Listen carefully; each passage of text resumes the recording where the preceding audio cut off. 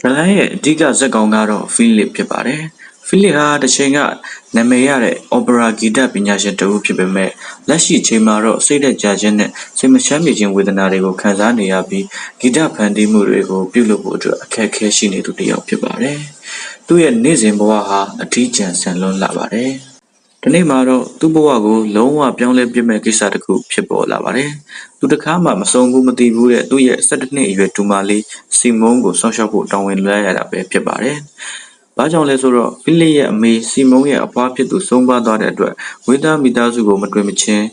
ဖိလစ်ကစီမုန်းကိုစောင့်ရှောက်ဖို့တောင်းဝင်ယူလိုက်ရတာပဲဖြစ်ပါတယ်။ကျေးလက်မှာနေလာတဲ့စီမုန်းကသူ့ရဲ့ပုံကန်တဲ့စိတ်နေစိတ်ထားနဲ့ထူးခြားတဲ့ပြုမှုတွေကြောင့်မြို့ပြမှာနေတဲ့ဖိလစ်ရဲ့နေအိမ်နဲ့ဘဝကိုအရှုပ်ထွေးတွေဖြစ်ပေါ်စေပါတော့တယ်။အဆိုးဆုံးကတော့စီမုန်းကသူ့ရဲ့အချစ်ဆုံးတငယ်ချင်းလို့သတ်မှတ်ထားတဲ့ boost လို့ခေါ်တဲ့နန်စော်ဖြန်လေးတစ်ကောင်ကိုပါခေါ်လာခဲ့တာပဲဖြစ်ပါတယ်။ဖိလစ်ကများသူ့ရဲ့တကူရီဘဝသူ့ရဲ့အလုပ်လုပ်တဲ့ပုံစံတွေဟာစီမုန်းနဲ့ boost တို့ကြောင့်နေချင်းညာချင်းပျက်စီးသွားပါတော့တယ်။ဒါကြောင့်ပဲသူကစီမုန်းကို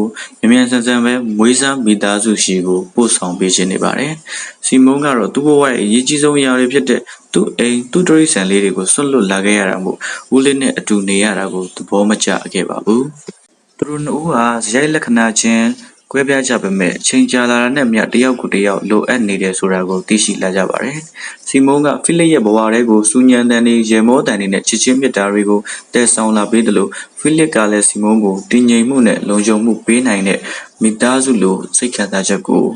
ရရှိစေပါတယ်။ဒီဇလန်မှာလျှို့ဝှက်ချက်တစ်ခုလည်းရှိနေပါတယ်။အဲ့ဒါကတော့စီမုန်းရဲ့အမေဖြစ်သူကဖိလစ်ရဲ့ငယ်ချစ်ဦးဖြစ်နေတာပါပဲ။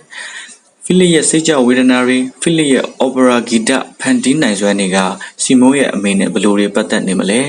ဖိလစ်ကရောစီမုန်းကိုတဘဝလုံးပြုစုဆောင်ရှောက်သွားမှာလားသင်တို့ရဲ့ဘဝမှာဒုတိယအခွင့်အရေးဆိုတာရှိခဲ့ရင်ဘာလုပ်ကြမလဲ